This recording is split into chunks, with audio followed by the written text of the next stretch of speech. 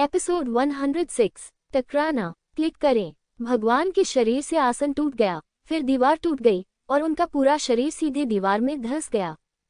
उसके चेहरे पर भय का भाव अविश्वसनीय था।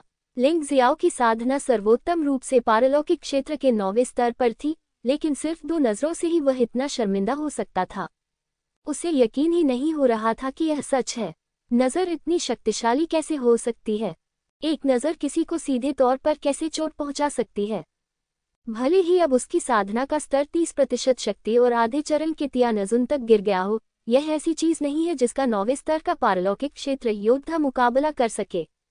ऐसा लगता है कि यह लिंग जियो सचमुच अजीब है। कोई आश्चर्य नहीं कि इस आदमी ने उसके प्रति इतना अनादर करने की हिम्मत की। उसके पास वास्तव में इतना भयानक तुरुप का पत्ता था। एक ठंडी सांस के साथ महल का स्वामी दीवार से बच निकला। वह घायल नहीं हुआ। ऐसा सिर्फ इसलिए हुआ क्योंकि उसे उम्मीद नहीं थी कि लिंग जियाओ की नज़र किसी को चोट पहुंचा सकती है, इसलिए वह इतनी परेशानी में था। हालांकि वास्तव में इससे ज्यादा नुकसान नहीं हुआ। उसे बस थोड़ा चक्कर आया और वह एक पल में सामान्य हो गया। लिंग जियो, मैं मानता हूं कि तुम बहुत शक्तिशाली हो, मेरी उम्मीद से कहीं अधिक, लेकिन क्या तुम सचमुच सोचते हो कि तुम इस महल के स्वामी को हरा सकते हो? बहुत ज्यादा बकवास। लिंग जियो ने तिरस्कारपूर्ण व्यंग्यात्मक भाव दिखाया, मानो कई आत्मधर्मी योद्धा ऐसा कहेंगे, और वह उनमें से कई से मिला था। लानत है, तुमने मुझे ऐसा करने के लिए मजबूर किया। उस क्षण ग्रेट कैसल मास्टर की आभा अधिक शक्तिशाली हो गई, और पानी का प्रवाह जो मूल रूप से उसके शरीर के चारों ओर था, एक पानी के पर्दे में बदल गया जिसने उसके शरीर को पूरी तरह से ढक लिया। तभी उसके हाथ में एक त्रिशूल दिखाई दिया। बिना देखे ही उसे पता चल गया कि यह एक खजाना है। इस स्तर के गुरु के लिए खजाना न होना शर्म की बात होगी। बस इतना है कि इस आदमी का खजाना लिंग जियाओ ने जो पहले देखा है उससे अलग लगता है। उसका खजाना वास्तव में एक नीले रंग के रत्न से जड़ा हुआ है। ये वो रत्न है जो त्रिशूल की शक्ति को लगभग दोगुना कर देता है। क्या आपने इस तरह का रत्न कभी नहीं देखा है? इसे महासागर का हृदय कहा जाता है। ये हमारी समुद्री जनजाति की विशेषता है। इसके अलग अलग गुण और स्तर हैं। जब इसे अलग अलग हथियारों में लगाया जाता है तो ये पूरी तरह से अलग अलग प्रभाव पैदा करेगा। महल के स्वामी ने गंभीरता से मुस्कुराते हुए कहा, क्या आप जानना चाहते हैं कि इस महासागर के हृदय का क्या उपयोग है? क्षमा करें, आपको बस मूर्ख बनना चाहिए। लिंग जियो हल्के से मुस्कुराया और आइस ड्रैगन तलवार निकाल ली। किले के स्वामी के साथ व्यवहार करते समय उसे सचमुच अधिक गंभीर होना पड़ा, अन्यथा वह संभवतः खतरे में पड़ जाता। तुम सही कह रहे हो। इस बार हमें समुद्री यात्रा से बहुत लाभ हुआ। अब मैं अपनी तलवार की शक्ति को परखने और उसे तेज करने के लिए तुम्हारा इस्तेमाल करूंगा। लिंग जियो ने महल के मालिक की ओर मजाकिया भाव से देखा। घमंडी, मेरी एक चाल अपनाओ। महान महल के स्वामी ने दोनों हाथों से त्रिशूल पकड़ रखा था और भयंकर जलसार अंदर डालना जारी रखा और फिर तुरंत इसे बाहर निकाल दिया। उसके पीछे विशाल शार्क छाया ने एक कम दहाड़ लगाई, जिसने स्पष्ट रूप से इस प्रहार में बहुत अधिक हमला करने की शक्ति जोड़ी। बल, त्रिशूल अभी भी हवा में था और उसकी प्रचंड शक्ति ने पहले ही पूरे हॉल को नष्ट कर दिया था। मुख्य हॉल, जो मूल रूप से भरा हुआ था, इस समय इस भयानक शक्ति का सामना नहीं कर सका और अंततः टूटकर गिर गया। इसके बाद पानी पूरे हॉल में फैल गया और हॉल का अधिकांश हिस्सा डूब गया। समुद्र में रहने वाले लोगों के लिए जल जीवन और शक्ति का स्रोत है। शक्ति तो बहुत अच्छी है, लेकिन ये बेकार लगती है। लिंग जियो ने अपनी तलवार से वार किया और सेनहान की ठंड अचानक पूरे हॉल में फैल गई। डिंग डिंग डिंग डिंग डिंग, बूम बूम बूम बूम। लगातार दुर्घटनाओं के कारण गड़गड़ाहट जैसे विस्फोट हो रहे थे। कुछ ही पलों में लिंग जियो ने महल के स्वामी के साथ दर्जनों चालें बदल ली थीं। दोनों एक दूसरे पर हमला करना चाहते थे, लेकिन कोई भी सीधे प्रतिद्वंद्वी पर हमला नहीं कर सकता था, इसलिए दोनों हथियारों की टक्कर से विस्फोट हुआ। मुख्य हॉल, जो लगभग पूरी तरह से ढह चुका था, अब इस समय यहाँ हो रही लड़ाई को कवर नहीं कर सकता था। पूरा मुख्य हॉल पूरी तरह से चूर्ण चूर्ण हो चुका था, जिससे आसपास और दूर दूर तक अनगिनत लोग यहाँ लड़ाई की भयावह आभा को महसूस कर सकते थे। दानव महल के मुख्य हॉल में कुछ करने की हिम्मत कौन करता है? सबसे पहले प्रतिक्रिया करने वाले लोग स्वाभाविक रूप से शेष दानव सेनापति और बुजुर्ग थे। वे वास्तव में विश्वास नहीं कर सकते थे कि कोई वास्तव में दानव महल के मुख्य हॉल में कुछ कर रहा था, जहां 3 महल स्वामी थे। एक पल में लगभग सभी दानव सेनापति और बुजुर्ग जादुई महल के हॉल के पास आ गए थे। लिंग जियो को देखकर सभी आश्चर्यचकित हो गए। ये बच्चा है, उसके पास कितने जीवन हैं? उसने महल के स्वामी को भड़काने की हिम्मत कैसे की? एक राक्षस जनरल ने कहा। हे, जब दूसरे और तीसरे महल के स्वामी ने इस राक्षस जनरल को पद दिया तो वे पहले से ही छोटे चोरों को मारने के लिए सहमत हो गए थे। जब बड़ा महल स्वामी एकांत से बाहर आया, ये बड़ा महल स्वामी होना चाहिए जो अब घर की सफाई कर रहा है। एक अन्य राक्षस जनरल ने उपहास किया। यदि किले का स्वामी कार्रवाई करता है तो ये बच्चा मर जाएगा। हाँ, इस बच्चे ने कभी महान महल मास्टर का आतंक नहीं देखा है, इसलिए वह इतना साहसी है। एक बार कष्ट सहने के बाद वह जान जाएगा कि मृत्यु शब्द क्या है।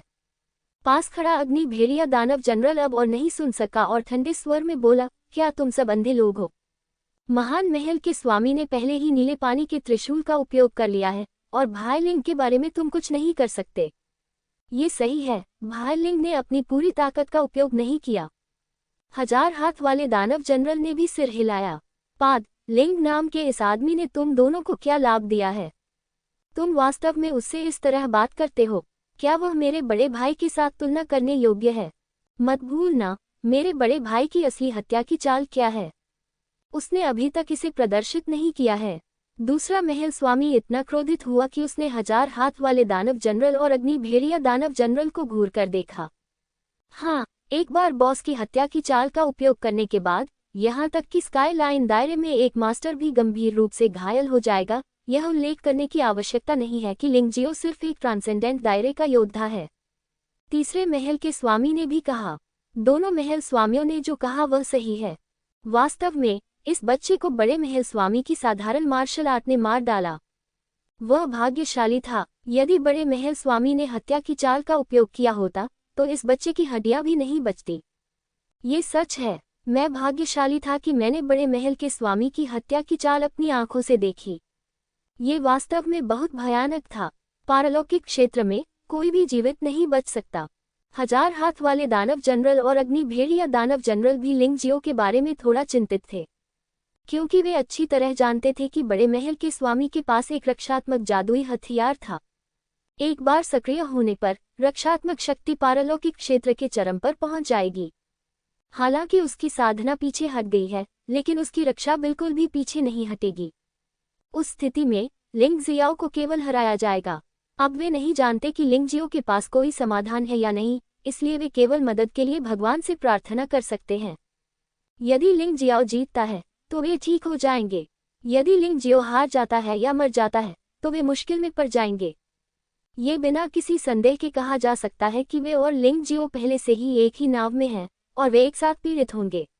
लंबी लड़ाई ने महल के स्वामी को और अधिक क्रोधित कर दिया, और तो और ज्यादा से ज्यादा लोग उसे देख रहे हैं। दानव महल के स्वामी के रूप में वह एक विद्रोही मानव लड़के से भी नहीं निपट सकता। वह अपना सम्मान कैसे बचा सकता है? इसलिए वह पीछे हटने की योजना नहीं बना रहा है। उसे इस लड़के को मारना होगा और जितनी जल्दी हो सके। बच्चे, तुम पहले इंसान हो जो इतने सालों में इस महल के स्वामी के खिलाफ 100 से अधिक चालों तक लड़ सकते हो। लेकिन यह महल का स्वामी तुमसे थक गया है और तुम्हें मर जाना चाहिए, तुम नीच और तुच्छ इंसान। पागल शार्क प्रकट हुआ। महान महल के स्वामी ने दोनों हाथों से हरे पानी के त्रिशूल को लहराया और पानी की हिंसक धाराएं त्रिशूल पर संघनित होती रहीं। पानी की धाराएं लगातार संकुचित और मिश्रित होती रहीं और जल्दी ही एक भयंकर सफेद शार्क का निर्माण हुआ। सफेद शार्क ने दहाड़ते हुए हॉल में समुद्र के पानी को उड़ा दिया और लिंग जियो की ओर बढ़ी। मुझे अभी एहसास हुआ कि छाया तलवार कला चालों को आजमाना सही है। लिंग जियाओ को तलवार कला ये गुशान से विरासत में मिली थी जो बिना किसी लाभ के नहीं थी। वह छाया तलवार कला की किसी भी चाल को समझने में सक्षम नहीं था, इसलिए उसे लड़ने के लिए स्नो लोड्स तलवार कला का उपयोग करना पड़ा। लेकिन अब स्थिति अलग है। छाया तलवार कला तलवार दानव उतरता है। बर्फीली ड्रैगन तलवार को म्यान में डाल दिया गया और ढकने वाली वर्षा तलवार को खोल दिया गया। तलवार दानव के आगमन की चाल में एक असीम भयानक खूनी आभा समाहित थी। खून की बारिश होने लगी जिससे आसपास का वातावरण अत्यंत अंधकारमय और भयानक हो गया। इस चाल के लिए सबसे उपयुक्त तलवार वर्षा युक्त फुयू तलवार है। एक पल में लिंग जियाओ ने तलवारें बदलने और चालें चलने के 2 चरण पूरे कर लिए। अचानक तलवार की रोशनी बढ़ गई और एक मानव आकार की तलवार की ऊर्जा हवा में टूट गई। ये गुशान के अलावा और कौन हो सकता है? Bang bang bang bang bang. भयानक मानव आकार की तलवार ऊर्जा ने विशाल सफेद शार्क के साथ सीधे युद्ध किया, जिससे विस्फोटों की एक श्रृंखला हुई। विशाल श्वेत शार्क वास्तव में रक्तरंजित मानव आकार की तलवार ऊर्जा द्वारा पूरी तरह दबा दी गई थी। बेशक ये चाल आखिरकार महान महल के स्वामी की हत्या की चाल थी और इसकी शक्ति बहुत भयानक थी। इसके अलावा इसमें समुद्र के दिल की ऊर्जा शामिल थी, इसलिए यह अभी भी कुछ समय तक चल सकती थी। लेकिन यह अफसोस की बात थी, लिंग जियो द्वारा उत्सर्जित मानव आकार की तलवार की ऊर्जा बहुत भयानक थी और ऐसा लग रहा था कि यह कभी नहीं रुकेगी। एक के बाद एक फू यू तलवार के भयानक बोनस के साथ विशाल सफेद शार्क का शरीर जल्द ही पूरी तरह से फट गया और पूरी तरह से बिखर गया। इतना ही नहीं, महान महल स्वामी की एक भुजा भी मानव आकार की तलवार की ऊर्जा द्वारा हटा दी गई थी। आह, असंभव! महान महल का स्वामी चिल्लाया, जो अचानक हुआ उस पर पूरी तरह से विश्वास करने में असमर्थ था। ये कैसे हो सकता है? ये कैसे हो सकता है? यह मेरी हत्यारी चाल है। मैंने अपनी सारी ताकत हत्यारी चाल से बाहर निकलने के लिए जुटाए। असाधारण क्षेत्र में कोई भी ऐसा तरीका नहीं है जिससे कोई भी इसे तोड़ सके। वह वास्तव में इस पर विश्वास नहीं कर सका, क्योंकि उसके पागल शार्क रूप धारण करने के कदम ने कई लोगों की जान ले ली थी। आकाश के क्षेत्र में कोई भी शक्तिशाली व्यक्ति इसे कभी भी पराजित नहीं कर सकता। उसे और भी अधिक समझ से परे यह बात लगी कि जिस रक्षा व्यवस्था पर उसे गर्व था, उसे इतनी आसानी से तोड़ दिया गया और फिर प्रतिद्वंद्वी ने उसका एक हाथ काट डाला। यह अवश्य ही एक गलती होगी। नहीं, असंभव, असंभव। महान महल स्वामी, जो लगभग पागलपन की स्थिति में था, ने अपना असली सार पुनः संघनित किया और एक शक्तिशाली पागल शार्क रूप भेजा। यदि यह आपकी घातक चाल है, तो आज की लड़ाई सचमुच खत्म हो जानी चाहिए। लिंग जियाओ ने निराशा में अपना सिर हिलाया। उन्हें निराशा इस बात से हुई कि उनका प्रतिद्वंद्वी बहुत कमजोर था और उन्हें पर्याप्त मौका नहीं मिला। वास्तव में वह भी थोड़ा हैरान था कि तलवार दानव उतरता है, चाल इतनी भयानक थी। एक तलवार एक के बाद एक 13 मानव आकार की तलवार की हुई जारी कर सकती थी, जिससे प्रतिद्वंद्वी पूरी तरह से अभिभूत हो जाता था। छाया तलवार कला, ये गुशान की मार्शल आत्मा के साथ मिलकर वास्तव में भयानक है। महान महल के स्वामी के हमले को फिर से आते देख लिंग जियाओ ने तिरस्कारपूर्वक उपहास किया और लापरवाही से एक और तलवार घुमाई। पिछली तलवार चाल पूरी होने से पहले एक मानव आकार की तलवार की हुई फिर से उड़ गई और इस बार महान सफेद शार्क अधिक सफाई से बिखर गई। मानव आकार की तलवार की हुई ने फिर से महान महल स्वामी पर हमला किया। विस्मयादिबोधक चिन्ह, महान महल के स्वामी की दूसरी भुजा भी टूट गई और पूरा व्यक्ति चीखता हुआ जमीन पर गिर गया। क्या महान महल स्वामी इतनी आसानी से पराजित हो गया? क्या मैं चकित हूँ। ये कैसे संभव है? बहुत बढ़िया, ये तलवार बहुत भयानक है। इसने न केवल ग्रेट कैसल लॉर्ड की मारक चाल को तोड़ दिया, बल्कि ग्रेट कैसल लॉर्ड की बांह भी काट दी। ये बच्चा बहुत क्रूर है। हालांकि महान महल स्वामी की साधना कम हो गई है, फिर भी यह इतनी असहनीय नहीं है। ये बच्चा बहुत अजीब है। दानव महल शहर के महान महल स्वामी की दोनों भुजाएं कट गईं, जिससे वह लगभग विकलांग हो गया। इस घटना से उस समय आसपास का वातावरण लगभग सन्नाटे में डूब गया। अगले ही क्षण यह मृत शांति विभिन्न विस्मय और आहों में बदल गई। एक के बाद एक चर्चाएं भी हुईं। दूसरा महल स्वामी वर्तमान स्थिति को स्वीकार नहीं कर सका। वह पहले भी लिंग जियाओ से लड़ चुका था। हालांकि यह सिर्फ सांसों का टकराव था। उसने माना कि वह लिंग जियाओ का प्रतिद्वंद्वी नहीं था, लेकिन उस समय लिंग जियाओ इतना शक्तिशाली नहीं था। अभी कुछ ही दिन हुए हैं। क्या इस बच्चे को वाकई कोई गुप्त खजाना मिल गया? चुप रहो, बॉस हारेगा नहीं। बस 2 हाथ का नुकसान हुआ है। मत भूलना कि बॉस एक शार्क मैन है। दूसरा महल स्वामी जोर से दहाड़ा। 1000 हाथ वाले दानव सेनापति और अग्नि भेड़िया दानव सेनापति ने एक दूसरे को देखा और एक दूसरे की आंखों में परमानंद देखा। हालांकि उन्होंने लिंग जियाओ पर अपनी उम्मीदें टिका रखी थीं, लेकिन उन्हें वास्तव में उम्मीद नहीं थी कि लिंग जियाओ इतना शक्तिशाली हो सकता है। ये बस थोड़ा अपमानजनक था। न केवल वह उनसे बहुत आगे निकल गया, बल्कि महल के स्वामी को भी एक भालू में बदल दिया गया। मुझे लगता है कि जब तक महल का स्वामी अपनी ताकत वापस नहीं पा लेता, वह कभी भी लिंग जियो का प्रतिद्वंद्वी नहीं बन पाएगा। आह, बिखरे बालों वाले महल के स्वामी ने इतनी तेज सांस ली कि दम घुटने लगा। समुद्र का पानी आसमान की ओर बढ़ गया, जिससे एक विशाल जल पर्दा बन गया। दो टूटी भुजाओं वाला महल का स्वामी वास्तव में फिर से खड़ा हो गया। इतना ही नहीं, उसकी सांसें वास्तव में बहुत तेज हो गई थी। आधे कदम वाले स्वर्गीय गुरु की शक्ति का 60%। इस आदमी ने अपनी शक्ति को फिर से इतने उच्च स्तर तक बढ़ाने के लिए किस तरह की अजीब विधि का उपयोग किया। यद्यपि वो पूरी तरह से ठीक नहीं हुआ है, आधे कदम के स्वर्गीय गुरु की शक्ति का 60%, इसने वास्तव में लिंगजियो पर बहुत दबाव डाला। उसकी वर्तमान ताकत के साथ मुझे डर है कि भले ही वो प्राचीन स्वर्ण ड्रैगन रूप में प्रवेश करे, वो प्रतिद्वंद्वी को हराने में सक्षम नहीं होगा। महान किले के स्वामी ने क्रूर चेहरे के साथ दूरी में लिंगजियो को देखा और चिल्लाया, लड़के, तुम बहुत मजबूत हो। वास्तव में मजबूत। भले ही मेरी ताकत कम हो गई है, आप असाधारण क्षेत्र में 9वें स्तर के योद्धा की ताकत से मुझे इतनी बुरी तरह से हरा सकते हैं, जो गर्व करने के लिए पर्याप्त है। यह अफसोस की बात है कि तुम मुझे मारने में विफल रहे और मुझे अपनी पूरी क्षमता का विस्फोट करने का अवसर दिया। मेरे शरीर पर समुद्र के दिल के साथ एक परिग्रेड रक्षात्मक खजाना जड़ा हुआ है। अब तुम मर चुके हो। आधे कदम वाले स्वर्गीय गुरु की शक्ति का 60%। जैसा कि महान किले के स्वामी से उम्मीद की जाती है, उसके पास वास्तव में ऐसा छिपा हुआ कौशल है। हाँ, वो बच्चा मर चुका है, बॉस, शाबाश। इस मामले में लिंग जियाओ नाम के उस बच्चे के पास निश्चित रूप से कोई मौका नहीं होगा। ये सही है। आधे कदम वाले स्वर्गीय आदरणीय की शक्ति के 30% से लेकर आधे कदम वाले स्वर्गीय आदरणीय की शक्ति के 60% तक उसके पास एक शक्तिशाली रक्षात्मक जादुई हथियार के साथ ये लिंगजियो किले के भगवान के साथ कैसे तुलना कर सकता है। अंतिम विश्लेषण में कुछ लोग वास्तव में गुलाम बनने के आदी हैं। जब कोई अपने स्वामी को चुनौती देने के लिए पर्याप्त मजबूत होता है, तो वे खुशी नहीं बल्कि ईर्ष्या, चिंता और यहाँ तक कि नाराजगी दिखाते हैं। वे इस तथ्य को स्वीकार नहीं कर सकते कि उनकी अपनी प्रजाति वास्तव में समुद्री कबीले को हरा सकती है। मुझे तुम्हारा सागर वाला दिल चाहिए। लिंग जियाओ अब महासागर के हृदय जैसे रत्नों में रुचि लेने लगा है। यह अफसोस की बात है कि यह चीज केवल गहरे समुद्र में ही बनाई जा सकती है और मात्रा बहुत कम है। वह कुछ समय के लिए मैजिक कैसल सिटी में रहा है और पाया है कि समुद्र का दिल रखने वाला एकमात्र व्यक्ति यह बड़ा महल मालिक है, और ये सिर्फ 2 ही हैं। अगर आपको ये मिल जाए तो ये आपके लिए बहुत मददगार साबित होगा। आखिरकार, मिश्रित संप्रदायों की दुनिया में लड़ने की शक्ति न होना असंभव है। क्षमता बहुत महत्वपूर्ण है, लेकिन इस स्तर पर मजबूत मुकाबला प्रभावशीलता भी उतनी ही महत्वपूर्ण है। ये कितना बेशर्मी भरा बयान है।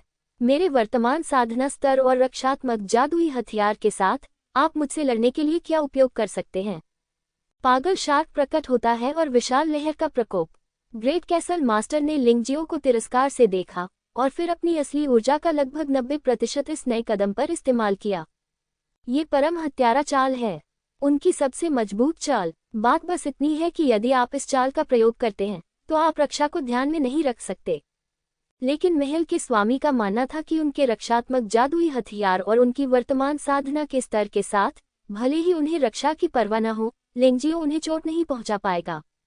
नीले पानी का त्रिशूल फिर से बाहर आया और एक और भी अधिक भयानक महान सफेद शार्क ने लिंगजियो पर हमला किया, जिसके साथ एक विशाल लहर थी जो लिंगजियो को पूरी तरह से डूबने वाली थी। मैं तुमसे क्यों लड़ूं? तुम बहुत मूर्ख हो। क्या तुम सचमुच सोचते हो कि केवल तुम्हारे पास ही तुरुप का पत्ता है? लिंगजियो ने अचानक एक सील कार्ड निकाला। यह असाधारण तलवारबाज का सील कार्ड है और इसका उपयोग करने का केवल एक आखिरी मौका है। असाधारण तलवारबाज 50% ताकत वाला एक आधा कदम स्वर्गीय मास्टर है। हालांकि वह वर्तमान महान महल मास्टर जितना अच्छा नहीं है, लेकिन लिंगजियो को उम्मीद नहीं है कि वह अपने प्रतिद्वंद्वी को सीधे हरा देगा। जब तक ये प्रतिद्वंद्वी की आक्रमण शक्ति को कमजोर कर सके, तब तक ये पर्याप्त है।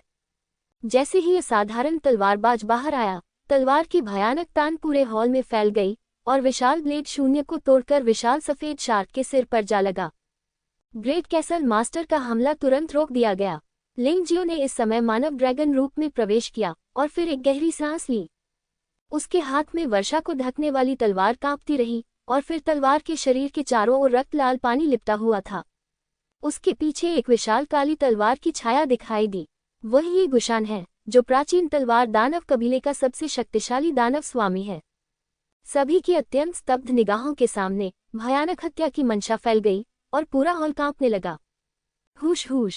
भयानक जानलेवा इरादे के कारण आसपास की टूटी हुई वस्तुएं महल के स्वामी की ओर फेंकी गईं। इससे भी ज्यादा भयावह बात की जो बुजुर्ग लोग देख रहे थे, उनमें से कई अपने हाथों में मौजूद हथियारों को नियंत्रित नहीं कर पाए। वे स्टोरेज रिंग के प्रतिबंधों को तोड़कर बाहर निकल आए। वे लिंग जियो के जानलेवा इरादे से बह गए और बड़े महल के मालिक पर गोली चला दी। यह अभी भी छाया तलवार तकनीक है। तलवार दानव अभी भी दुनिया में आ रहा है। टकराना। प्रथम मानवरूपी तलवार ऊर्जा ने असाधारण तलवारबाज के साथ मिलकर महल के मालिक को सीधे दूर धकेल दिया, जिससे उसके मुंह से खून की उल्टी होने लगी।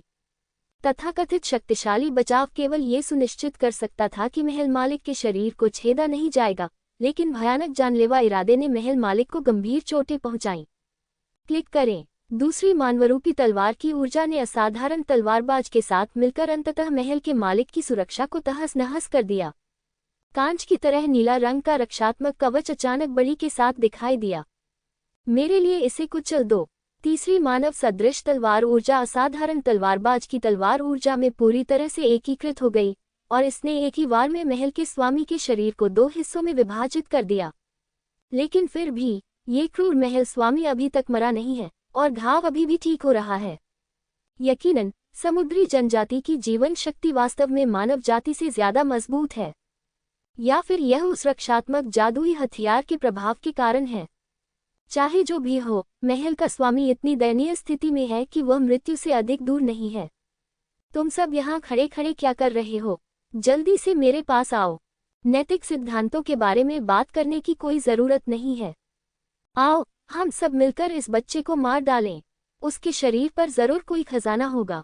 इस समय महल के स्वामी ने लिंगजियो को हराने में पूरी तरह से विश्वास खो दिया और उसने वास्तव में लिंगजियो से निपटने के लिए सेना में शामिल होने के लिए देखने आए सभी लोगों को बुलाया।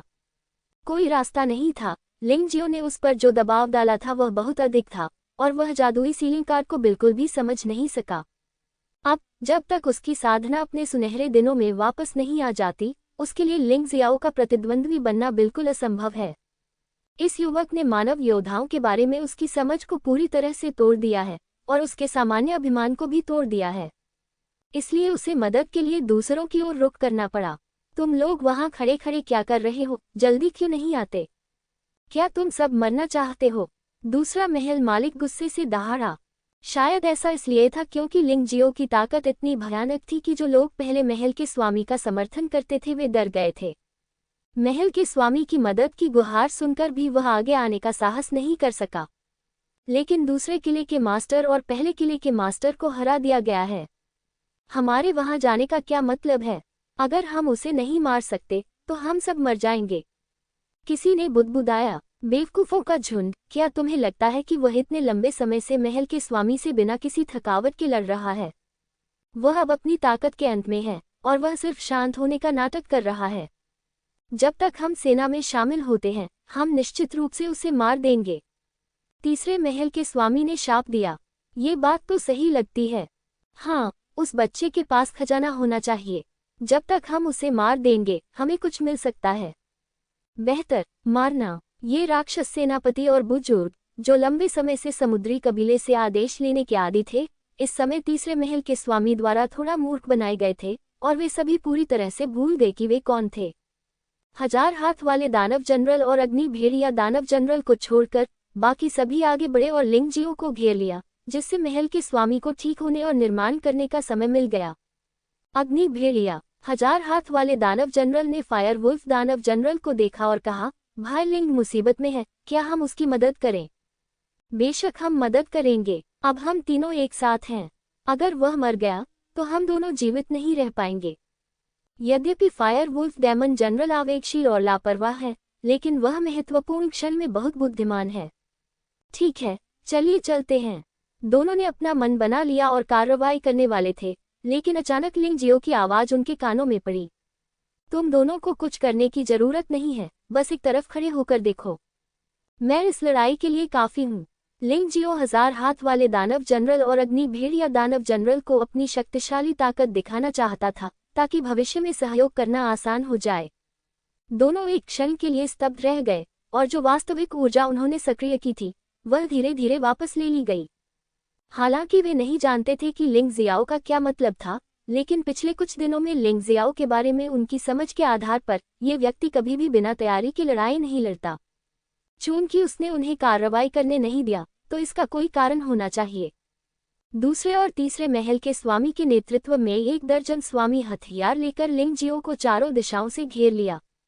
अराजक शक्तियां एक साथ एकत्र हो गईं और यह बहुत भयावह था। शक्ति इतनी दूर थी कि आंखें सैकड़ों मील दूर तक पहुंच सकती थीं और पूरे दानव महल शहर के लोग इसे महसूस कर सकते थे। लिंग जियो ने इन लोगों को देखा और कुछ तिरस्कार दिखाने से खुद को रोक नहीं सका। वह कभी भी एक पर कई से नहीं डरता था। उन्होंने फूल तलवार उठाई जो एक बहुमूल्य खजाना स्तर की तलवार थी, लेकिन इसमें एक विशेष कौशल था, सड़ी तलवार बारिश। और तलवार का मालिक जितना शक्तिशाली होगा, ये चाल उतनी ही अधिक शक्तिशाली होगी। अब ये गुशान की मार्शल आत्मा द्वारा जारी शक्तिशाली हत्या की शक्ति के साथ शक्ति कितनी भयानक है, यहाँ तक कि लिंग जियो खुद भी बहुत स्पष्ट नहीं है। इन लोगों को मौत का स्वाद चखने दो। हत्या और सड़ती तलवार की बारिश।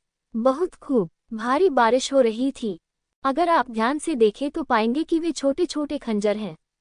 यदि आप अधिक ध्यान से देखेंगे तो पाएंगे कि प्रत्येक खंजर में भयानक हत्या की मंशा भरी हुई है।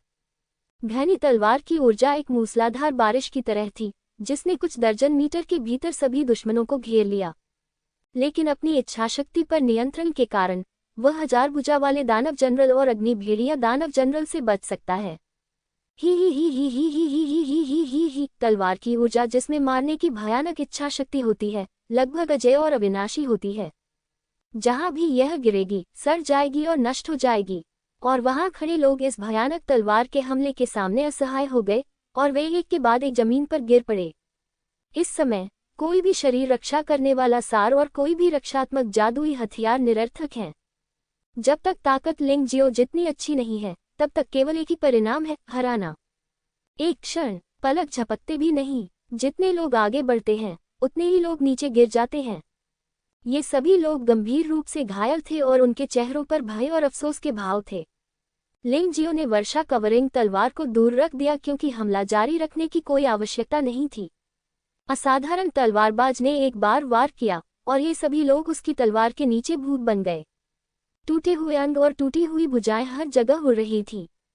उन्हें दया की भीख मांगने या भागने का भी मौका नहीं मिला। लिंग जियो कभी भी एक दयालु व्यक्ति नहीं रहा है। अगर कोई उसे मारना चाहता है तो वह केवल 10 गुना या 100 गुना ताकत के साथ वापस लड़ेगा और कभी भी दूसरे पक्ष को कोई मौका नहीं देगा।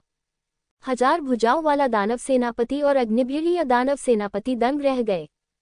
सौभाग्यवश वे दोनों मदद करने के लिए ही ऊपर गए थे, इसलिए इसकी कोई जरूरत ही नहीं पड़ी। अचानक उन्हें आकाश में चलती हुई एक आकृति की झलक दिखाई दी। भाई लिंग, कृपया महल से भाग जाओ, 1000 भुजाओं वाला दानव सेनापति चिल्लाया। वह बच नहीं सकता। लिंग जियाओ ने उपहास किया, पीछे से 36 त्यानगन तलवारें उड़ाईं और बहुत तेज गति से बड़े महल के मालिक को पकड़ लिया। फिर बड़े महल के मालिक का शरीर एक छत्ते में घुस गया जिसमें 36 बड़ी और छोटी आंखें थीं। ये सच है कि एक बहुत ज्यादा नहीं है और दूसरी बहुत कम है। टकराना। महल का स्वामी एक मरे हुए कुत्ते की तरह दर्जनों मीटर दूर जा गिरा। लिंग जियो ने मंद मंद मुस्कुराया, त्यानगान फ्लाइंग तलवार वापस ले ली और फिर ग्रेट कैसल मास्टर के शरीर की ओर चला गया। कुछ देर टटोलने के बाद उसे महल मालिक के शरीर पर 3 चीजें मिली: दुर्लभ आक्रमण हथियार, ब्लू वाटर ट्राइडेंट खजाना रक्षात्मक हथियार, कछुए खोल स्तन दर्पण दूसरा एक भंडारण रिंग है। लिंग जियाओ को नीले पानी के त्रिशूल और कछुए के खोल के दिल के दर्पण की बिल्कुल भी परवाह नहीं थी। उसे ज्यादा परवाह थी उन पर जड़े समुद्र के दिल की। भाई लिंग, इस महासागर के हृदय को केवल समुद्री कबीले के रत्न कारीगरों द्वारा ही स्थापित और हटाया जा सकता है। यह अफसोस की बात है कि यहाँ के सभी समुद्री कबीले दूर चले गए हैं, अन्यथा इसे हटाया जा सकता था। सहस्त्रभुजाधारी दानव सेनापति ने जैसे ही यह कहना समाप्त किया, वह तुरंत ही अवाक रह गया, क्योंकि लिंग जियो ने पहले ही 2 महासागर दिलों को नीचे ले लिया था। इन 2 सागर हृदयों में से एक जल गुण वाला है और दूसरा पृथ्वी गुण वाला है, और ये दोनों ही खजाने हैं। दूसरे शब्दों में, खजाने के स्तर पर जादुई हथियारों को जड़ा जा सकता है, लेकिन आध्यात्मिक हथियारों और उससे ऊपर के स्तर पर जादुई हथियारों का इस्तेमाल नहीं किया जा सकता है। उसके लिए इस चीज को निकालना बहुत आसान था। शानहे वुहुन को पता था कि इसे कैसे निकालना है और बस एक सामान्य विश्लेषण के बाद इसे कैसे सेट करना है। किसी जौहरी की बिल्कुल भी जरूरत नहीं थी। लिंग जियाओ ने वर्षा आवरण तलवार पर पानी विशेषता वाले महासागर के दिल को एम्बेड किया। इस तरह इस खजाने के स्तर की वर्षा आवरण तलवार की शक्ति लगभग 2 गुनी हो सकती है और इसकी कठोरता और तीक्ष्णता भी बढ़ जाती है। और यह अमर खजाने से बहुत दूर नहीं है। रत्नजड़ित शस्त्रों और रत्नविहीन शस्त्रों में सचमुच बहुत बड़ा अंतर होता है। सागर का एक और दिल उसने कछुए के खोल के स्तन दर्पण में फिर से एम्बेड किया। वैसे भी कोई भी हथियार प्रयोग करने योग्य नहीं है। विशेषताएं गलत हैं। न केवल ये हमले में सुधार नहीं करता है बल्कि इसे प्रभावित भी करता है।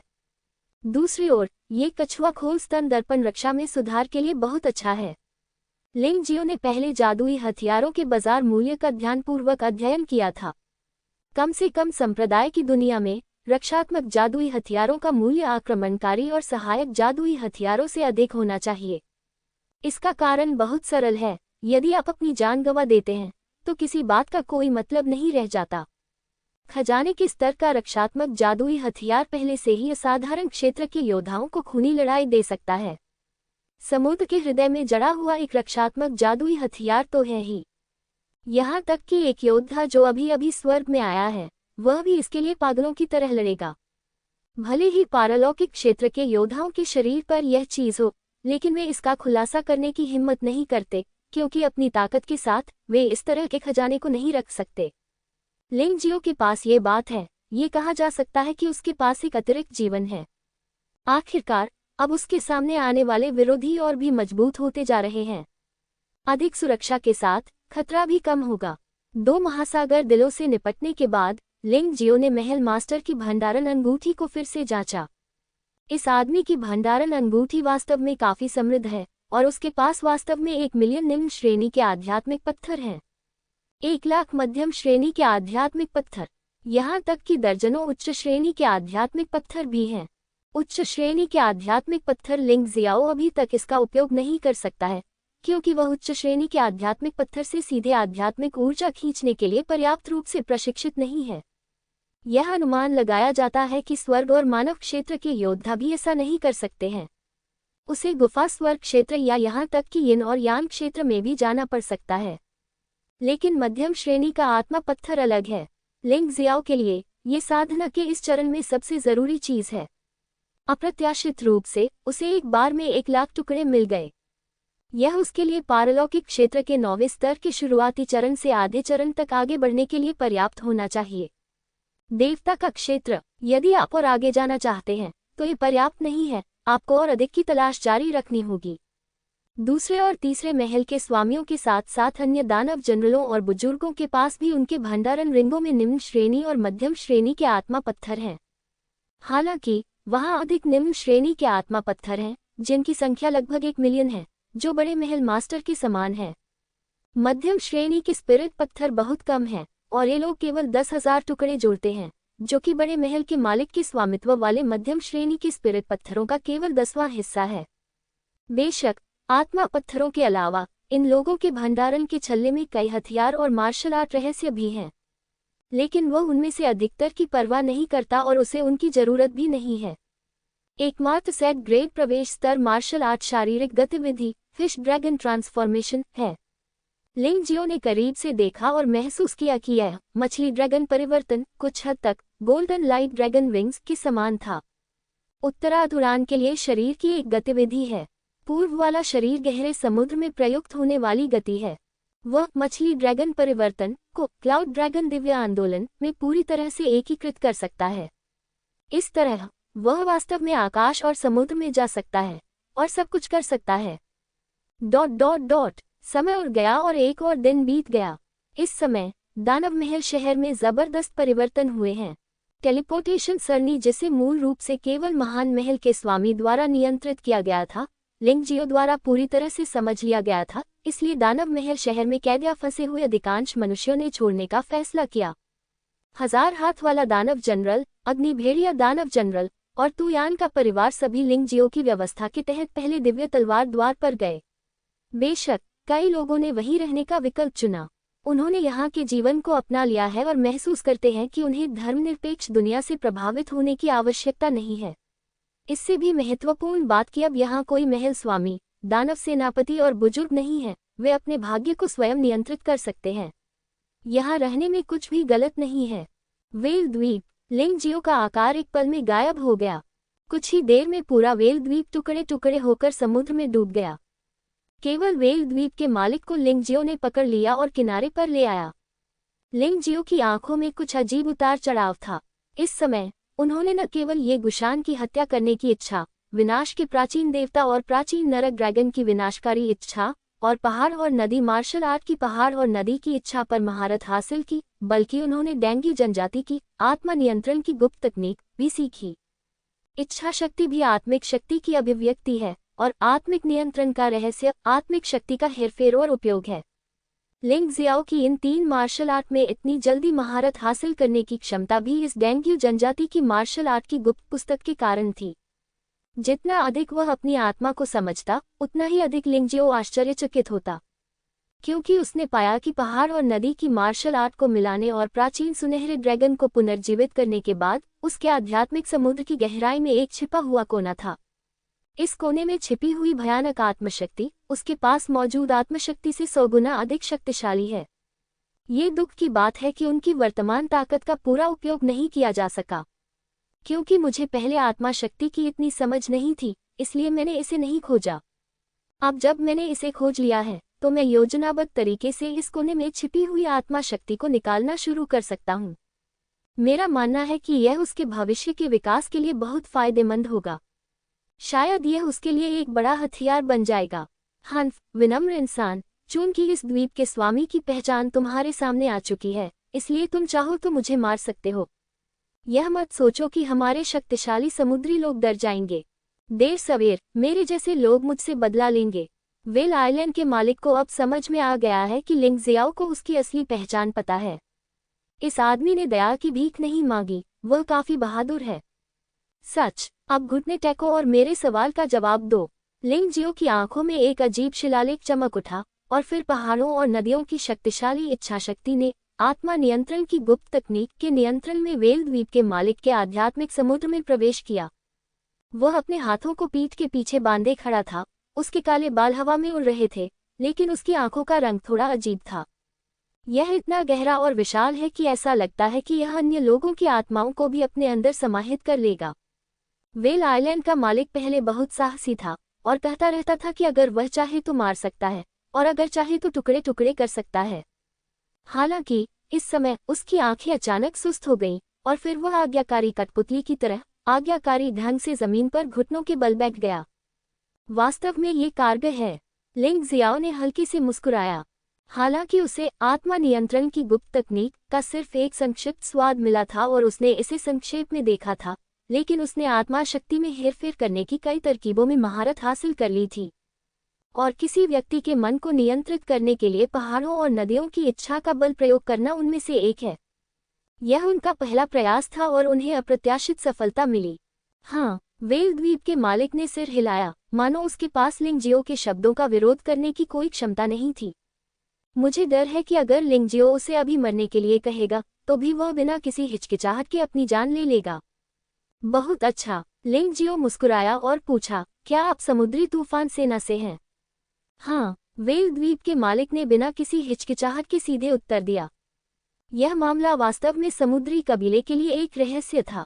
जब से उनकी तूफान सेना का गठन हुआ है, वे गुप्त रूप से कार्य कर रहे हैं, न केवल त्यानलोंग महाद्वीप को लक्ष्य बनाकर, बल्कि दिव्य फीनिक्स महाद्वीप सहित अन्य 12 महाद्वीपों को भी शामिल कर रहे हैं। लिंगजियो ने इन मामलों के बारे में विस्तार से पूछताछ की, लेकिन यह अफसोस की बात थी कि वेल द्वीप के मालिक ने केवल एक छोटी सी भूमिका निभाई और पर्याप्त विवरण नहीं जानते थे। लेकिन फिर भी खबर महत्वपूर्ण है। आपको पता होना चाहिए कि तूफानों का महासागर रहस्यमय क्षेत्र के 7/10वें हिस्से पर कब्जा करता है, जो भूमि से बहुत बड़ा है, और ये त्यानलोंग महाद्वीप से त्यानिक्सुआन विशालकाय संप्रदाय तक तूफानों के महासागर के दायरे में है। ऐतिहासिक अभिलेखों के अनुसार जुवांजी भूमि का एक वर्गाकार टुकड़ा है, जिसे जुवांजी कानूनों से बने गोलाकार ढाल में लपेटा गया है। लेकिन कोई नहीं जानता कि रहस्यमय दुनिया के नियमों के बाहर क्या है, क्योंकि रहस्यमय दुनिया को छोड़ने वाला कोई भी व्यक्ति कभी वापस नहीं आया। इसके बाद लिंगजियो ने हाई कबीले से संबंधित कुछ प्रश्न पूछे। अंत में वह इस निष्कर्ष पर पहुंचे कि समुद्री जनजाति की मानव जाति में घुसपैठ बहुत गंभीर स्तर तक पहुंच गई है। वह अन्य महाद्वीपों के बारे में नहीं जानता और न ही व्हेल द्वीप का मालिक जानता है। हालांकि टियानलोंग महाद्वीप पर निंजा कबीले ने पूरी तरह से समुद्री कबीले के सामने आत्मसमर्पण कर दिया है। बेयान कबीला भी समुद्री कबीले का अग्रिम पंक्ति का आधार बन गया है। बर्बर लोगों के पास समुद्री कबीले का भी एक आधार है, लेकिन यह नीली आंखों वाले कबीले जितना बड़ा नहीं है। जहां तक पवित्र राजवंश का प्रश्न है, यहोवा संप्रदाय सहित 12 संप्रदायों में ऐसे उच्च स्तरीय अधिकारी हैं जिन्होंने हाई कबीले में शरण ली है या उनके द्वारा नियंत्रित हैं। ये दुख की बात है कि यह जानकारी अत्यंत गोपनीय है तथा व्हेल द्वीप के मालिक को इसे जानने का कोई तरीका नहीं है। क्या तुम्हें पता है कि जू दाओ कहाँ गया? लिंग जियाओ ने अंतिम प्रश्न पूछा। मृत, व्हेल द्वीप के मालिक ने उत्तर दिया। आपने व्हेल द्वीप को डुबो दिया और वह भी उसमें मर गया। लिंग जियाओ ने सिर हिलाया। हालांकि उसे यकीन नहीं था कि जू दाओ सच में मर चुका है, लेकिन वह शायद करीब था। लगभग। लिंग जियो ने व्हेल द्वीप के मालिक को जानवरों की अंगूठी में ले लिया। उसने इसे संप्रदाय में वापस ले जाने और वुजियान को सौंपने की योजना बनाई। आखिरकार यह एक जीवित समुद्री जनजाति है और यह भी लिंग जियो ने जो कहा उसका प्रमाण है। 1 घंटे बाद दिव्य तलवार द्वार मास्टर बैयुन के शयन कक्ष में। कैसा चल रहा है? क्या वह लड़की बाई फेफी आपको अपने पिता के रूप में पहचानने को तैयार है? लिंग जियो के जाने से पहले उसकी मुलाकात मास्टर बैयुन से हुई होगी। अफसोस, इस लड़की को उस दानव ज्वाला स्वर्गीय आदरणीय ने वास्तव में बर्बाद कर दिया। उसका दिमाग सभी प्रकार की गड़बड़ियों से भरा हुआ है। यदि आप चाहते हैं कि वह बदले, तो आप इसे केवल धीरे धीरे ही कर सकते हैं। मास्टर बैयुन ने आह भरी, लेकिन जल्द ही वह फिर से खुश हो गया। चलो उसके बारे में बात नहीं करते हैं। ये तुम हो जिसने वास्तव में मुझे आश्चर्यचकित किया है, एक बूढ़े आदमी। शुरुआत में मैं तुम्हें यहोवा संप्रदाय में ले जाने के लिए तैयार नहीं था क्योंकि तुम्हारे पास पर्याप्त प्रतिभा नहीं थी। अब ऐसा लगता है कि मैं बेहद मूर्ख था। उसे अभी भी स्पष्ट रूप से याद है कि पिछली बार जब लिंग जियो दिव्य तलवार संप्रदाय में लौटा था, तो वह केवल यहोवा संप्रदाय का एक बाहरी शिष्य था। लेकिन इस बार वह वास्तव में एक मुख्य शिष्य था और उसकी स्थिति एक आंतरिक बुजुर्ग के बराबर थी। उसने ऐसी स्थिति के बारे में कभी सोचा भी नहीं था। उसे अभी भी याद है कि जब उसने लिंग जियाओ, दाई यूलिंग और लेंग मेई को यहोवा संप्रदाय में भेजा था, तो उसकी एकमात्र उम्मीद यह थी कि इन तीनों में से कम एक व्यक्ति यहोवा संप्रदाय का शिष्य बन जाए। उसने किसी और चीज के बारे में सोचने की हिम्मत नहीं की। हालांकि अब लिंग जियो वास्तव में यहोवा संप्रदाय का सबसे मजबूत शिष्य है। दाई यूलिंग भी 5वें स्थान पर कोर शिष्य बन गए हैं। एकमात्र व्यक्ति जिसे कोई खबर नहीं है वह है लेंग मेई। लेंग मेई ठीक है, मैं इसकी पुष्टि कर सकता हूँ।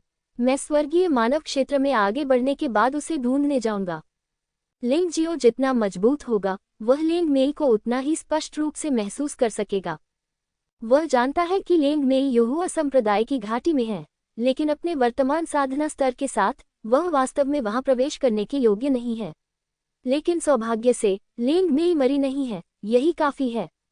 अच्छा हुआ कि वह ठीक है। वैसे इस बार तुम इतनी देर से क्यों चले गए? कुछ हुआ था क्या? मास्टर बैयुन ने असमंजस में पूछा। क्या आपने समुद्री कबीले के बारे में सुना है? लिंग जियाओ ने पूछा। नहीं, मास्टर बैयुन ने भौहें सिकोड़ी और अपना सिर हिलाया। मैंने कभी समुद्री कबीले के बारे में नहीं सुना है, लेकिन क्या आपने कभी बिशुई पैलेस के बारे में सुना है? लिंग जियाओ ने फिर पूछा।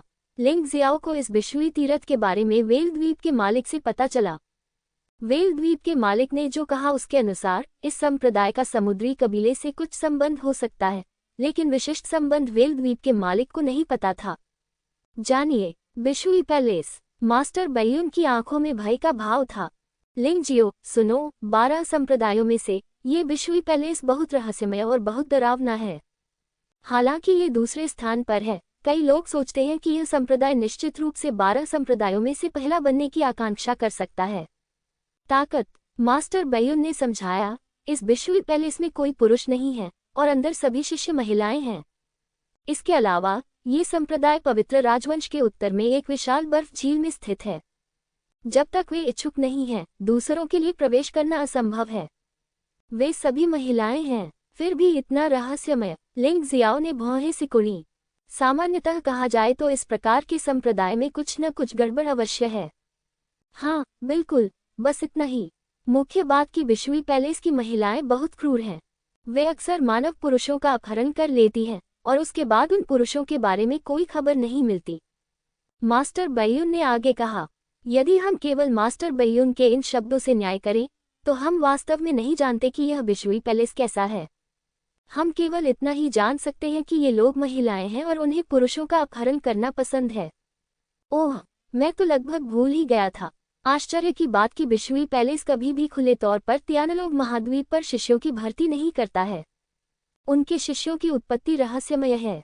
मास्टर बैयून ने एक और वाक्य जोड़ा, और भी अधिक दुष्ट। लिंगजियो ने उसकी ठुड्डी को छुआ और कहा, धन्यवाद मास्टर, फिर बाई फेफी आपके साथ रहेगी और उसे धीरे धीरे प्रशिक्षित करेगी। आखिरकार वह भी एक पीड़ित है। मेरे लिए मुझे संप्रदाय में वापस जाना होगा। 4 संप्रदायों की मार्शल आर्ट प्रतियोगिता शुरू होने वाली है, मैं इसे मिस नहीं कर सकता। ये मास्टर बैयून कुछ कहना चाहते थे लेकिन उन्हें शर्मिंदगी महसूस हुई। गुरुजी, अतीत में हम दोनों के बीच चाहे जो भी मतभेद रहे हों, अब हम गुरु और शिष्य हैं। इसके अलावा आप लंबे समय से मेरे लिए दिव्य तलवार संप्रदाय की रक्षा कर रहे हैं। क्या ऐसी कोई और बात है जो आप मुझसे नहीं कह सकते? लिंग जियाओ मुस्कुराया।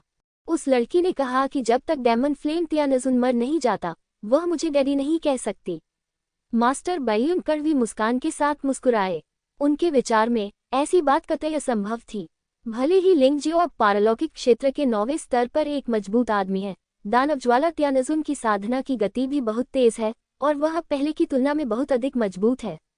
इसे पकड़ना बहुत कठिन है तथा प्रतिद्वंद्वी को मारना तो असंभव है। ये काफी कठिन है, लेकिन कोई समस्या नहीं है। लिंग जियाओ मुस्कुराया और कहा, आप सहमत हैं? आप सहमत क्यों नहीं हैं? लिंग जियाओ ने कंधे उचकाकर कहा, शैतान ज्वाला तियानजुन ने मेरी साधना में हर संभव तरीके से बाधा डाली और यहाँ तक कि कई बार मुझे मारने की कोशिश भी की। अगर मैं इस बूढ़े आदमी को नहीं मारता तो क्या मैं अभी भी एक इंसान हूँ? चिंता मत करो, मैं न केवल उसे मार दूंगा बल्कि मैं तुम्हारे लिए ज्ञान की हड्डियां भी वापस लेना चाहता हूँ।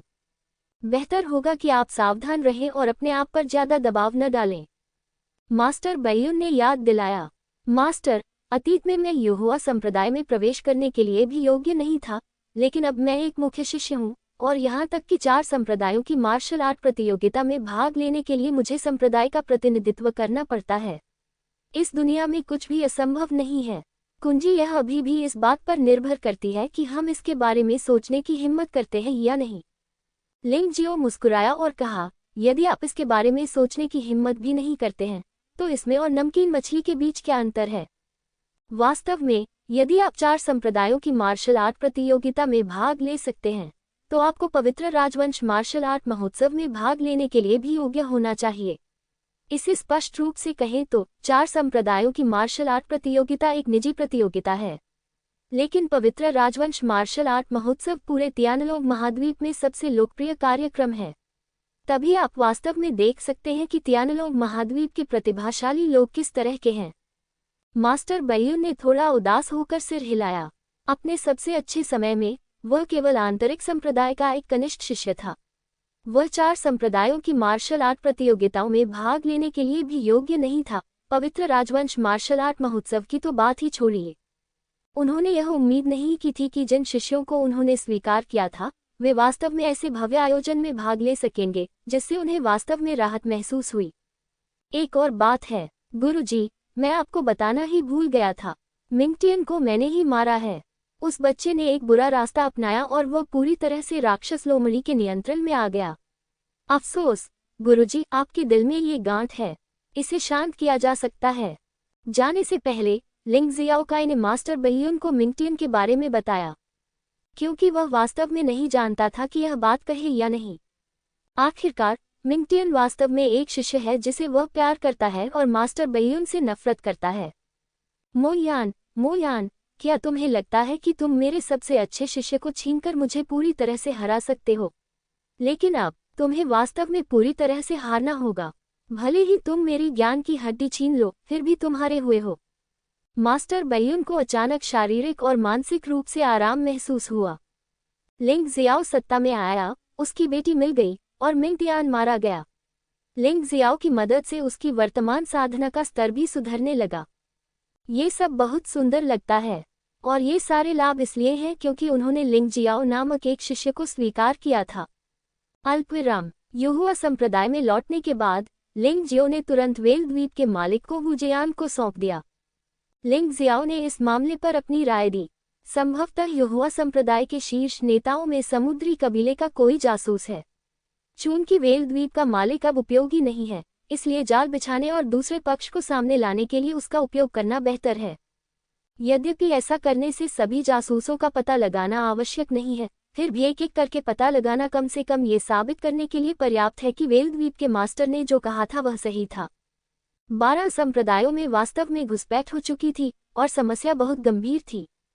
कुछ दिनों बाद कानून प्रवर्तन हॉल के पूर्व प्रमुख एल्डजिन पर वुजियान ने घात लगाकर हमला किया और उन्हें मौके पर ही पकड़ लिया।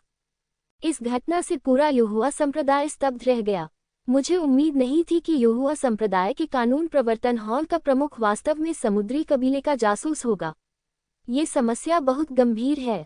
सौभाग्य से युहुआ तियानव ने आगे आकर एल्डजिन को उनके प्रमुख पद से हटा दिया, अन्यथा कौन जानता है कि किस प्रकार की अराजकता हो जाती। मूलतः इस विषय पर संप्रदाय की अलग अलग राय थी। मुख्य रूप से कुछ लोगों का मानना था कि यह नया प्रमुख वुजियान था जो इस घटना का उपयोग पुरानी ताकतों पर हमला करने के लिए कर रहा था। हालांकि वेल द्वीप मास्टर की स्वीकारोक्ति और तियानयान तियानजुन द्वारा जारी की गई तस्वीरों ने इस संदेह को पूरी तरह से दूर कर दिया। कुछ समय के लिए युहुआ संप्रदाय एकजुट हो गया। कुछ लोग जो मूलतः अराजकता पैदा करने के अवसर का लाभ उठाना चाहते थे, वे भी निष्क्रिय हो गए। बेशक वुजियान ने इन सभी चीजों को शुरू से अंत तक संभाला। लिंग जियाओ के संप्रदाय में वापस आने के बाद वह अपनी गुफा में एकांत में चला गया। समुद्री कबीले, तूफान सेना, यिनयान दानव राजा, चुना हुआ विशाल द्वार और चुना हुआ मार्ग की उपस्थिति ने लिंग जियो के दिल को मजबूत बनने के विचार से भर दिया। उसने भाग्य से प्लेग दानव राजा को मार डाला। उसने दुष्ट जानवर दानव राजा को केवल इसलिए मार डाला क्योंकि यूनू ने उसे घायल कर दिया था। लेकिन लिंग जियाओ भाग्य को ताकत नहीं मानता क्योंकि वह अविश्वसनीय है। दानव महल के महान महल स्वामी सभी आधे चरण तियानजुन है जिनकी ताकत का 90% हिस्सा है। मेरा मानना है कि यिनयान दानव राजा सबसे खराब स्थिति में तियानरेन दायरे का एक मजबूत व्यक्ति होना चाहिए या उससे भी अधिक भयानक होना चाहिए। आखिरकार दुष्ट जानवर दानव राजा उस समय हास्यास्पद रूप से शक्तिशाली था और उसे यिनयान दानव राजा के बारे में नहीं बड़बड़ाना चाहिए जो पहले से ही समुद्री कबीले से जुड़ चुका है। लिंग जियाओ को लगा कि भविष्य में जिन लोगों का वह सामना करेगा वे पहले से कहीं अधिक भयानक और शक्तिशाली हो सकते हैं, इसलिए वह बिल्कुल भी आराम नहीं कर सकता था। चाहे बाहरी दुनिया में कितना भी परिवर्तन क्यों न हो जाए, मजबूत बनना ही एकमात्र रास्ता है। समय पलक झपकते ही उड़ जाता है और चारों गुटों के बीच प्रतिस्पर्धा का दिन आ जाता है। इस अवधि के दौरान लिंग जियो ने न केवल असाधारण क्षेत्र के 9वें स्तर के शिखर तक पहुंचने के लिए मध्यम श्रेणी के आध्यात्मिक पत्थरों का उपयोग किया, बल्कि 3 इच्छाओं के उपयोग में भी अधिक कुशल बन गया। आत्मा नियंत्रण की गुप्त कला से परिचय भी एक नए चरण में प्रवेश कर गया है। अब पहाड़ों और नदियों की इच्छा से वह साधारण जानवरों और पेड़ों को नियंत्रित कर सकता है। गुफा के बाहर झाओजी आ रहा था और अचानक एक भालू बाहर कूद पड़ा और वास्तव में झाओजी से बात की। क्या हुआ झाओजी, क्या कुछ गड़बड़ है? झाओजी काले भालू को देखकर चौंक गया, लेकिन काला भालू एक साधारण जानवर था और वह जल्दी ही शांत हो गया। और इस काले भालू की आवाज वास्तव में लिंग जियाओ की है। क्या आप वरिष्ठ भाई लिंग हैं? ठीक है, क्या बात है? काले भालू ने पूछा। वरिष्ठ भाई लिंग, 4 संप्रदायों के बीच मार्शल आर्ट प्रतियोगिता शुरू होने वाली है। प्रधानाध्यापक ने आपको रवाना होने का आदेश दिया है। मुझे विशेष रूप से आपको सूचित करने के लिए कहा गया है। झाओजी ने सम्मानपूर्वक उत्तर दिया। ठीक है, मुझे पता है, मैं तुरंत जाऊंगा।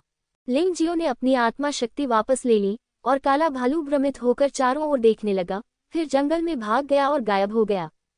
ये जानवर शक्तिशाली भी माने जाते हैं। युहुआ संप्रदाय का कोई भी अनुयायी इनसे नाराज नहीं हो सकता। अपनी आत्मिक शक्ति पुनः प्राप्त करने के बाद लिंग जियो संप्रदाय के मुख्य हॉल में गया। इस समय लेन युइंग, तांताई लिंगजी, लिंग हाओ और दाई युलिंग सभी आए थे।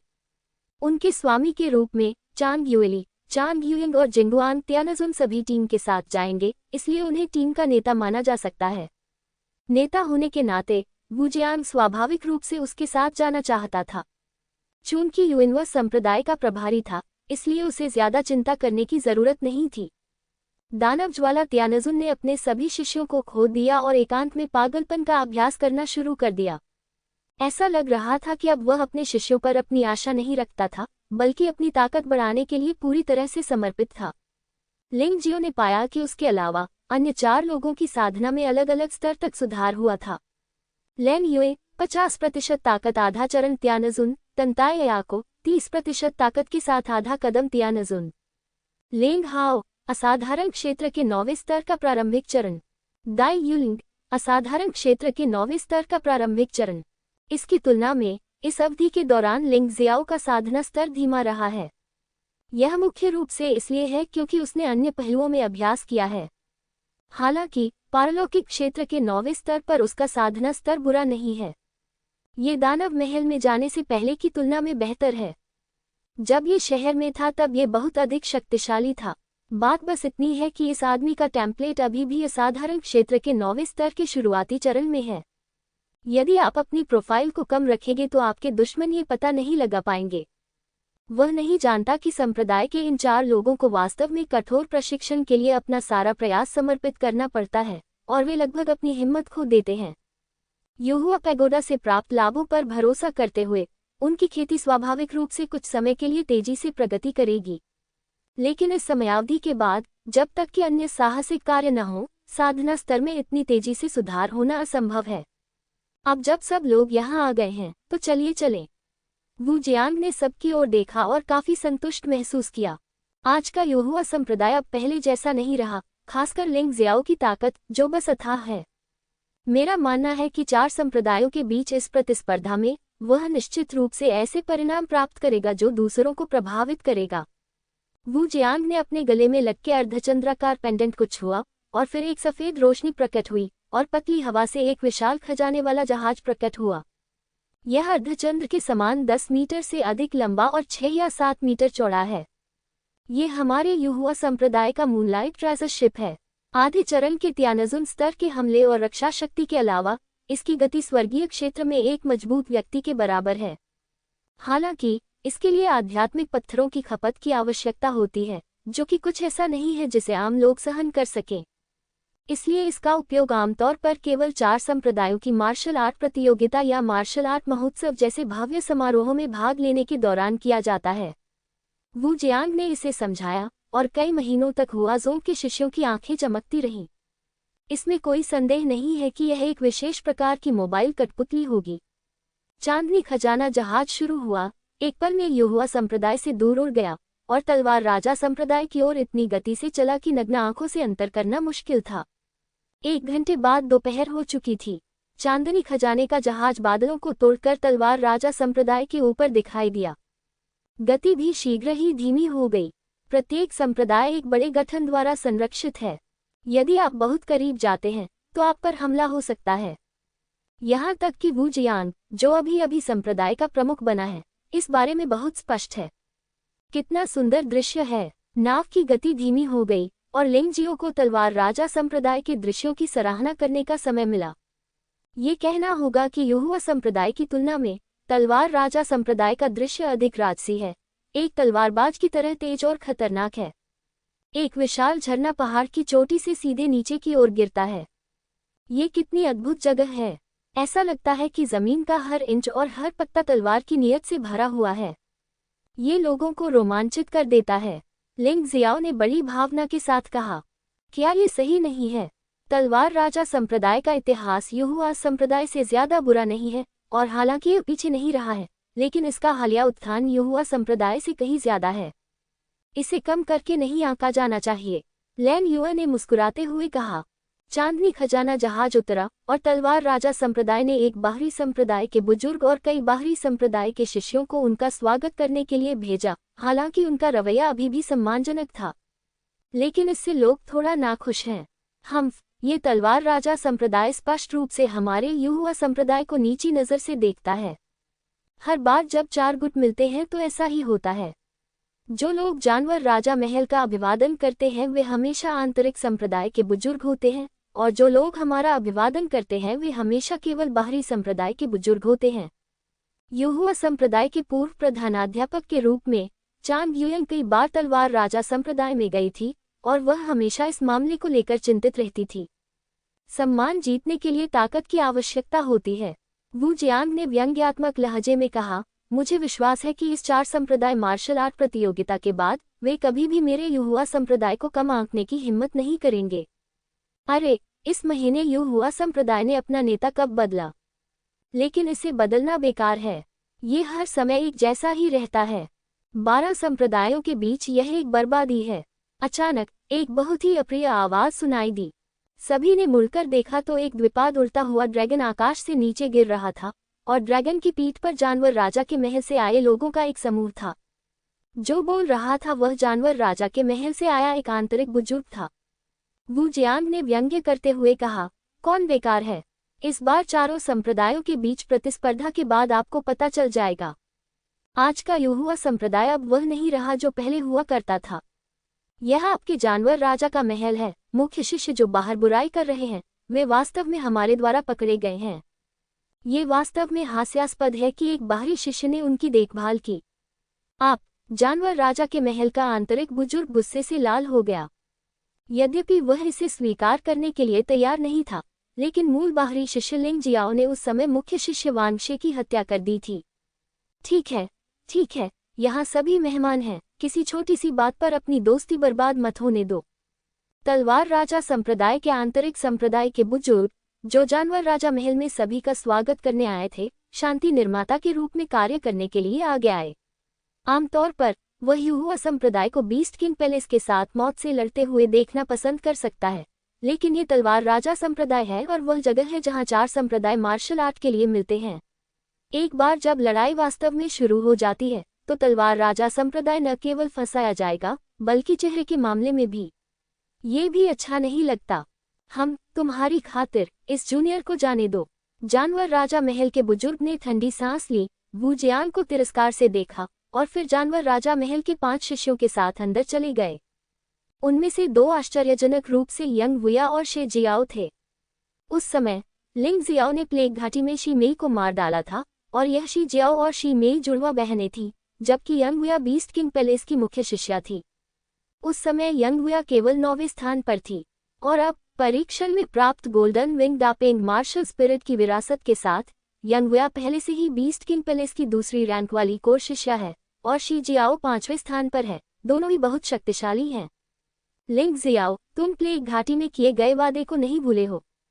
तुम्हें जानवर राजा के महल में जाने की जरूरत नहीं है।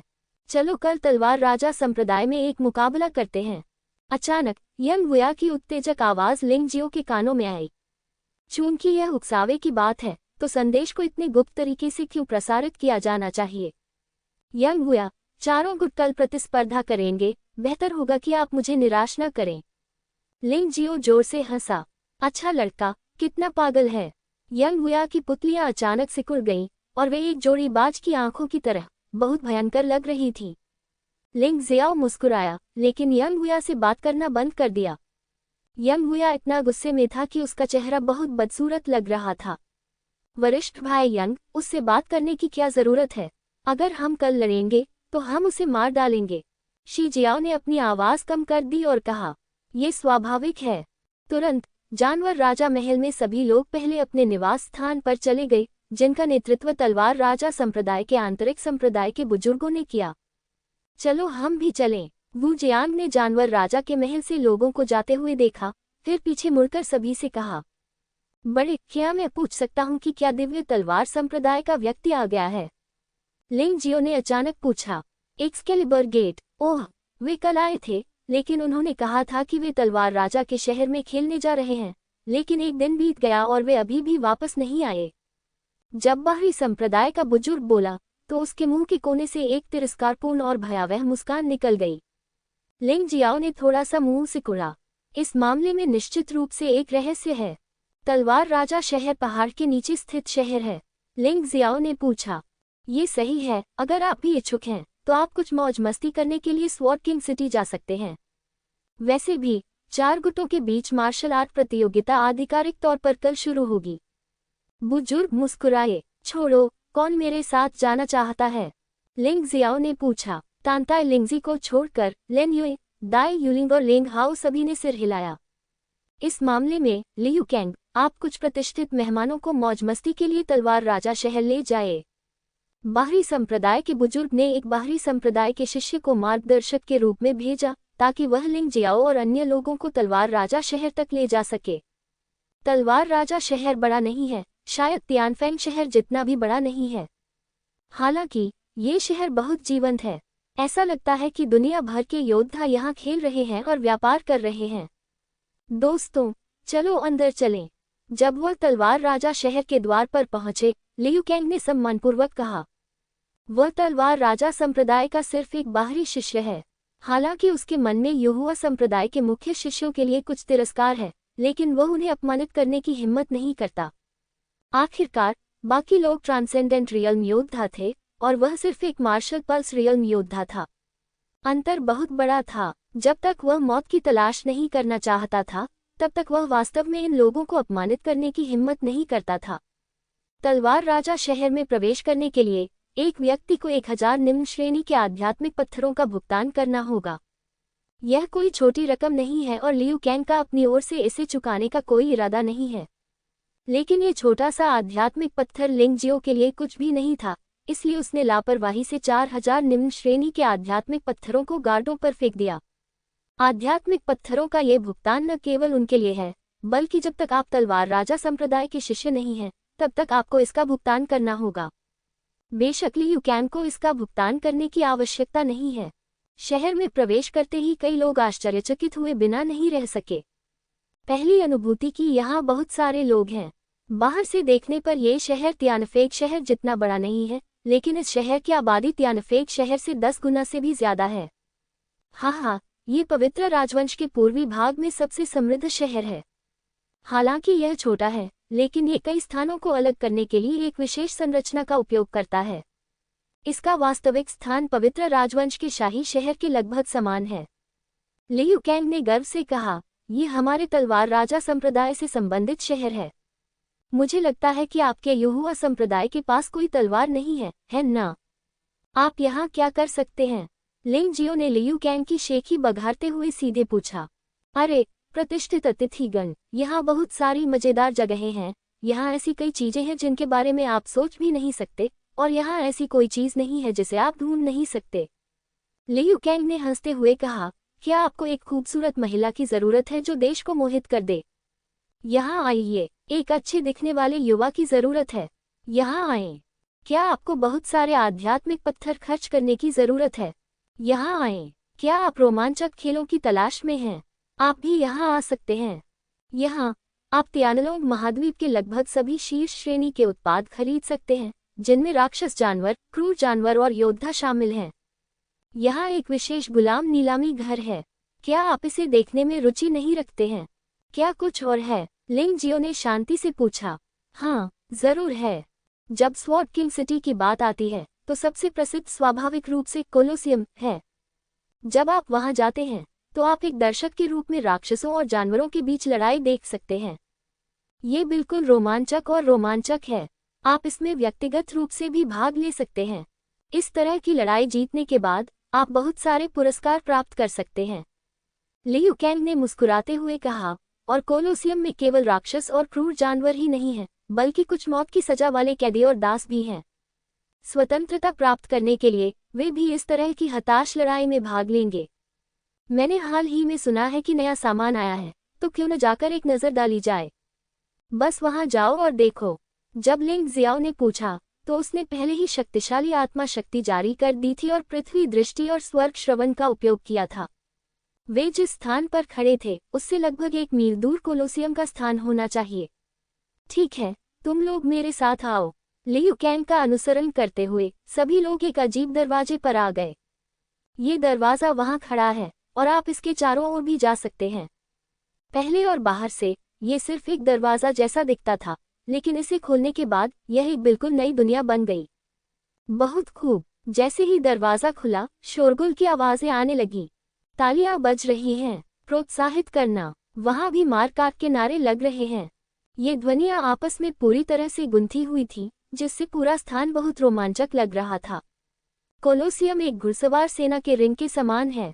अंतर की प्रतियोगिता का मंच ऑडिटोरियम से ऊंचा है। कोलोसियम का युद्ध स्थल एक बड़ा गोलाकार गड्ढा है जो एक बेसिन की तरह है तथा इसके चारों ओर कतारों में युद्ध के मार्ग और मार्ग बने हुए हैं। इस समय कोलोसियम पहले से ही भीड़ और हलचल से भरा हुआ था। आप लोग यहाँ सही समय पर आए हैं। इस कोलोसियम में लोगों का दैनिक प्रवाह 1,00,000 लोगों से कम नहीं है। ये निश्चित रूप से तलवार राजा शहर का सबसे व्यस्त स्थान है।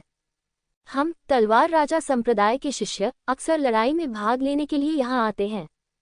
जानवर बस अपने युद्ध कौशल को निखारने और कुछ आध्यात्मिक पत्थर कमाने के लिए। लियू कैंग ने मुस्कुराते हुए आसपास की सीटों पर बैठे लोगों की भीड़ की ओर इशारा किया। लिंग शियाओ और अन्य लोगों के हाव भाव देखकर ऐसा लग रहा था जैसे वह किसी गंवारों के समूह को देख रहा हो। तो क्या कोलोसियम में लड़ाई जीवन और मृत्यु के बारे में नहीं होनी चाहिए? दाई यूलिंग ने उत्सुकता से पूछा। लड़की, तुम गलत हो। कोलोसियम में लड़ाई को जीवन और मृत्यु के निर्णय के बाद ही समाप्त माना जा सकता है। जब तक एक पक्ष मर नहीं जाता तब तक लड़ाई खत्म नहीं होती। इस कोलोसियम में शक्तिशाली संरचनाएं हैं। किसने सोचा होगा कि भागने से ही मरने का एकमात्र तरीका है? विजेता जीवित रहता है, हारने वाला मर जाता है। ये कोलोसियम के नियम हैं।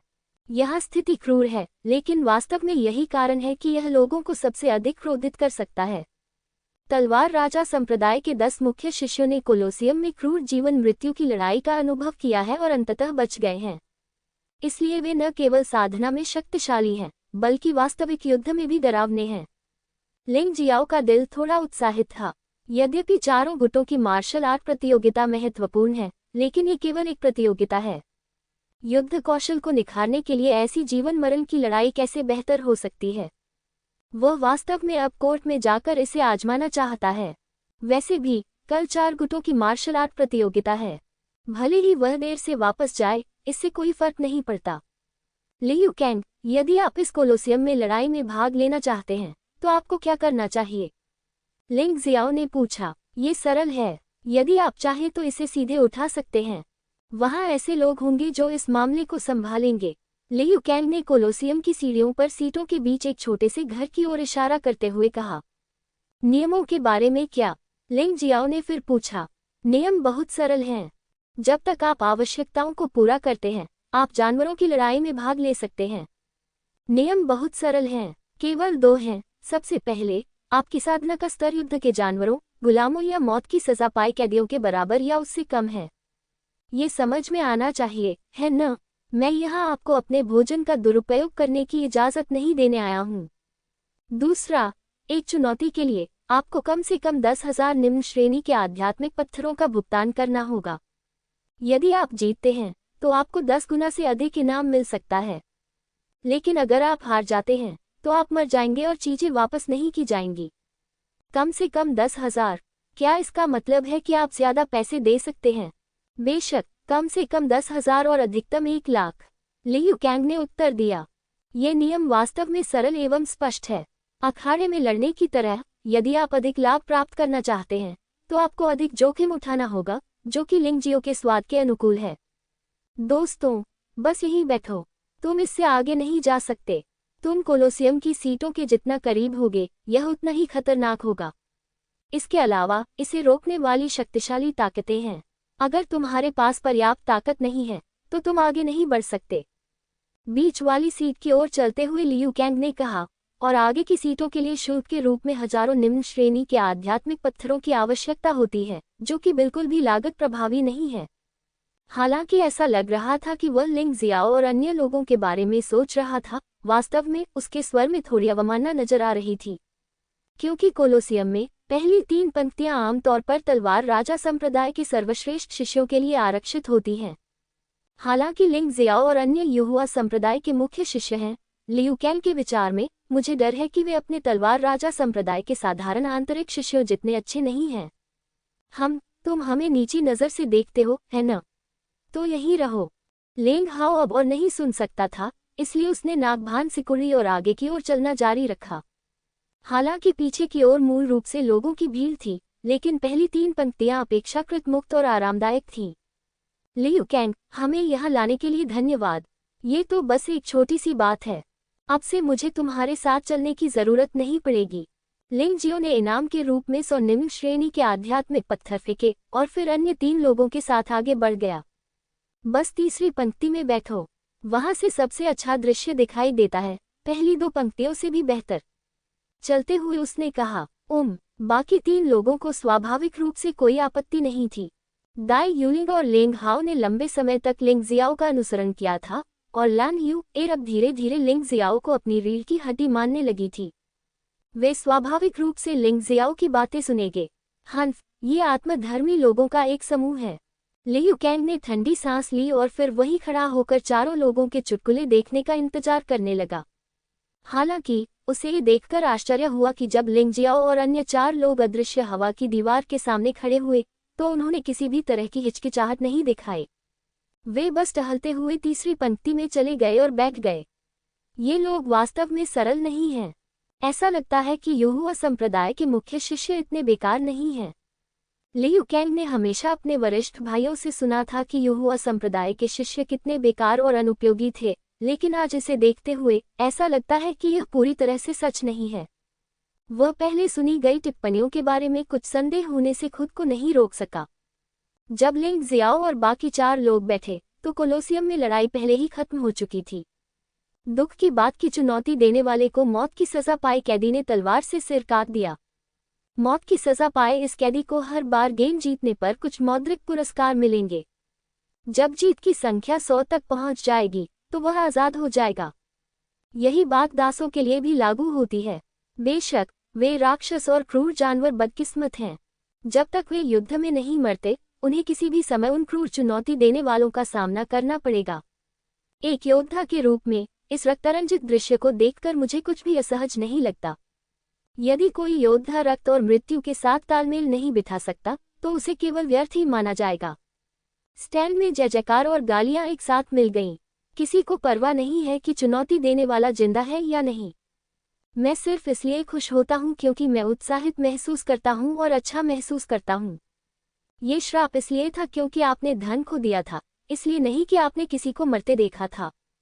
यह एक लड़ाकू जानवर है।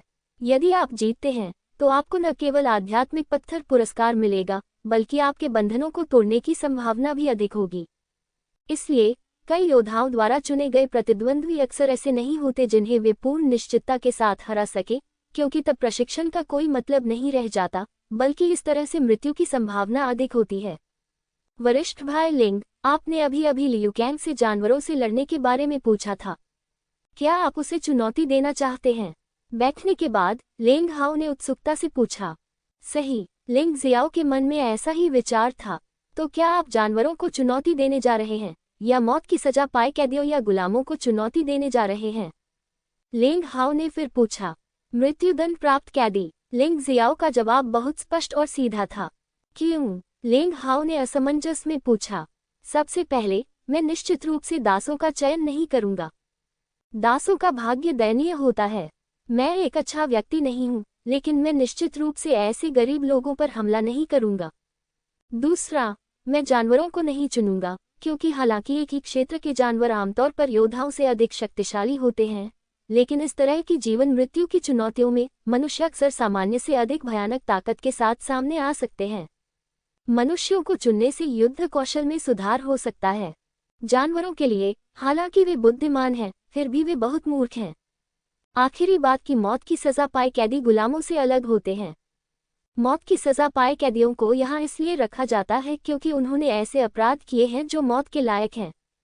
हालांकि वे भी उतने ही दयनीय हैं, लेकिन मूल रूप से वे मरने के लायक हैं। अगर मैं उन्हें मार दूं तो मुझे कोई अपराध बोध नहीं होगा। हालांकि लिंग जियाओ इतना दयालु नहीं है कि वह संत बनना सीख सके, लेकिन वह अपनी क्षमता के अनुसार जितना संभव हो सके निर्दोष और गरीब लोगों को कम से कम चोट पहुंचाने की कोशिश करेगा। एक इंसान के तौर पर भी यही उसकी सबसे बड़ी खूबी है। वह एक योद्धा है, लेकिन सबसे पहले वह एक इंसान है। हा, ये बहुत मज़ेदार है। ऐसे लोग हैं जो गुलामों को भी इंसानों की तरह मानते हैं। ये चीजें जानवरों और जानवरों से अलग नहीं हैं, बस उन्हें मार दो, ये बहुत उबाऊ है। लिंग जियो ने अभी बोलना समाप्त ही किया था कि उनके पास ही खड़ा एक योद्धा अचानक हंसने लगा और उसका मजाक उड़ाने लगा, और उसके अगल बगल खड़े लोगों ने भी बार बार सिर हिलाया।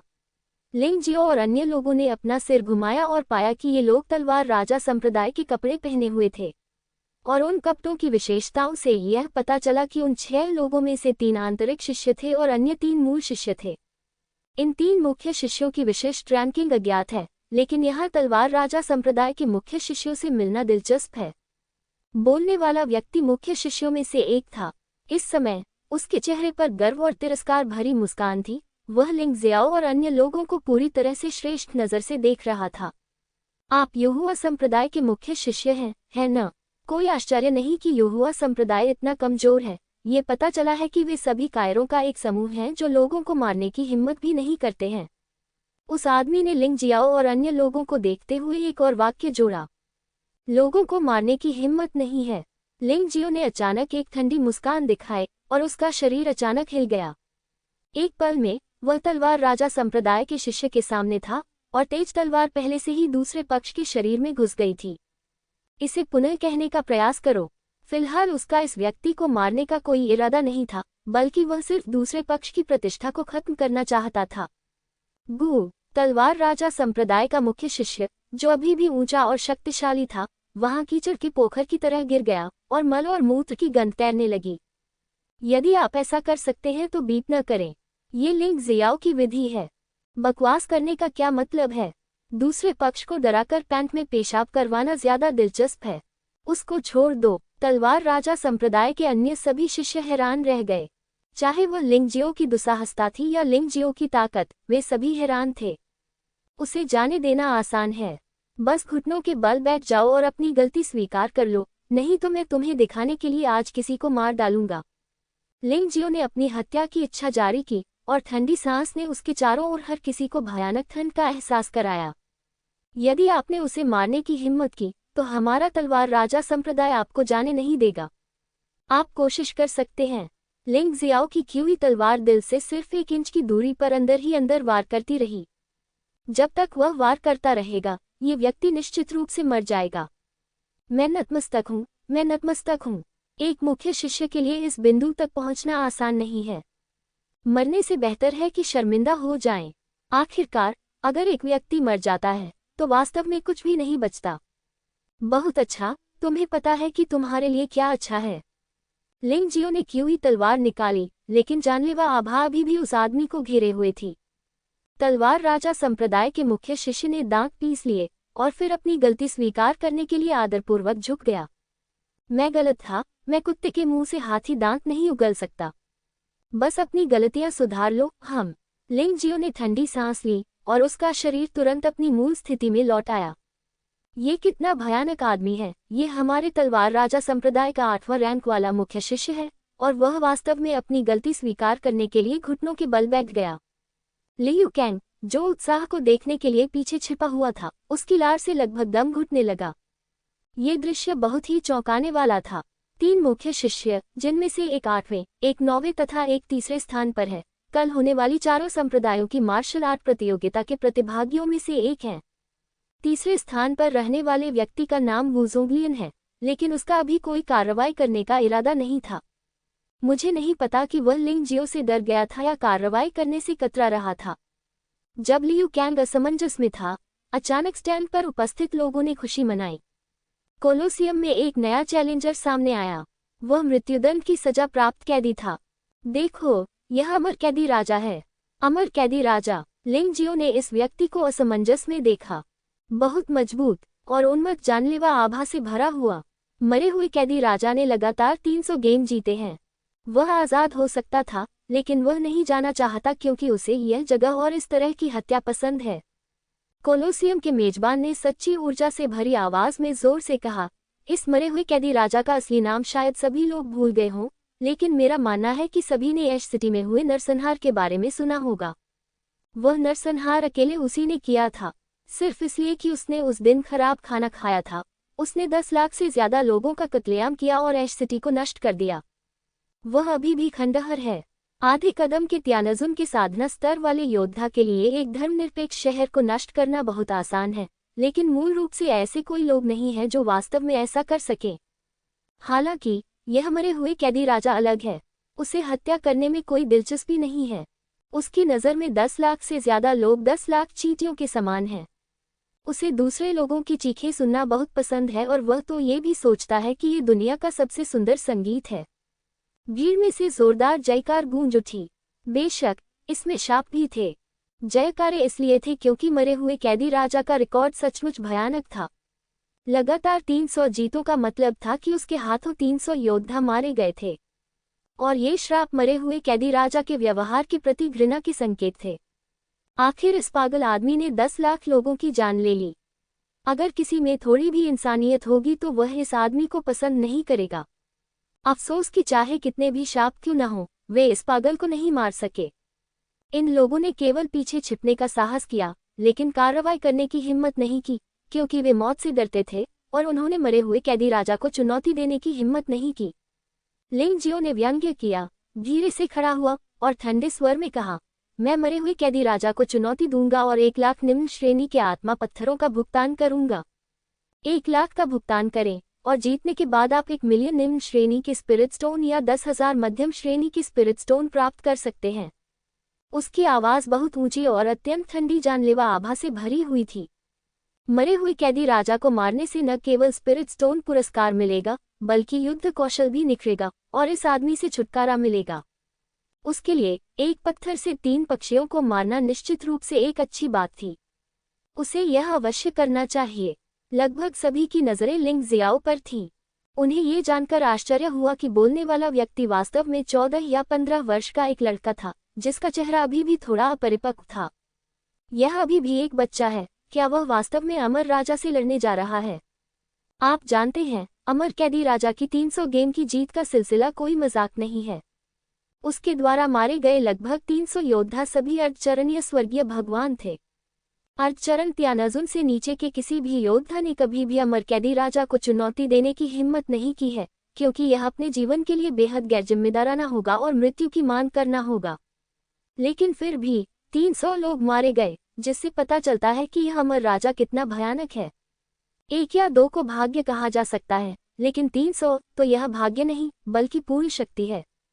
वू ज़ोग्लियान और तलवार राजा संप्रदाय के अन्य शिष्यों ने व्यंग्यात्मक लहजे में कहा, मैं मूल रूप से इस बारे में सोच रहा था कि इस लिंग जियो से कैसे निपटा जाए, लेकिन मुझे उम्मीद नहीं थी कि यह बच्चा मौत की तलाश में था ताकि वह रुक सके और एक अच्छा शो देख सके। यह अफसोस की बात है। मैंने अभी कोई कार्रवाई नहीं की।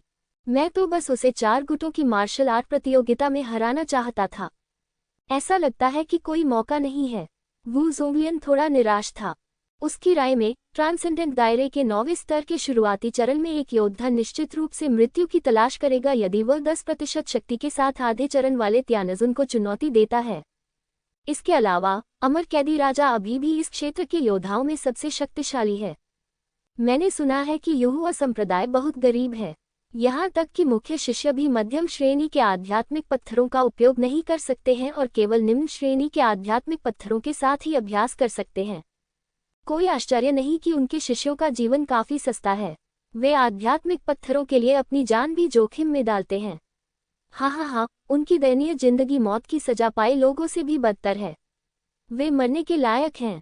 तलवार राजा संप्रदाय के शिष्यों ने धीरे से बात की, लेकिन वे अभी भी लिंग जियो के कानों से बच नहीं पाए। लिंग जियो ने अपना सिर घुमाकर उन लोगों की ओर आधी मुस्कान के साथ देखा, और वह इतना डर गया कि उन्होंने तुरंत अपना मुंह बंद कर लिया।